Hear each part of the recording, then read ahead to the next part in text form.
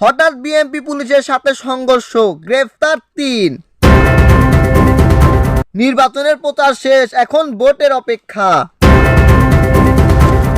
নাটোরের সিংড়া প্রচারপত্র বিলি করাকে কেন্দ্র করে বিএনপি কর্মীদের সঙ্গে পুলিশের সংঘর্ষ হয়েছে।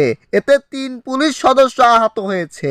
ঘটনাস্থল থেকে জেলা বিএনপির যুগ্ম আহ্বায়ক ও গত একাদশ জাতীয় সংসদ নির্বাচন ধানের শীষের প্রার্থী দাউদার মাহমুদ ৩ জনকে আটক করেছে পুলিশ। পুলিশ ও স্থায়ী সূত্রে জানা গেছে, গতকাল বৃহস্পতিবার সকাল ১১টার দিকে সিংড়া বাস স্ট্যান্ড এলাকায় বিএনপি নেতাকর্মীরা প্রচারপত্র বিলি শুরু করে। এ সময় বাধা দিলে পুলিশের সঙ্গে বিএনপি কর্মীদের সংঘর্ষ শুরু হয়। এতে সিংড়া থানার এসআই আব্দুর রহিম এবং সদর আব্দুল মালেক ও আব্দুল লতিফ আহত হন।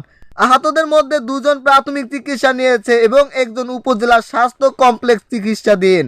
নেতাকর্মীদের আটকের প্রতিবাদে বিএনপি নেতাকর্মীরা সিংড়া সার্কেলের এএসপি মোহাম্মদ আখতারুজ্জামান সরকারি গাড়ি সহ মহাসড়কের 7টি গাড়ি ভাঙচুর করে।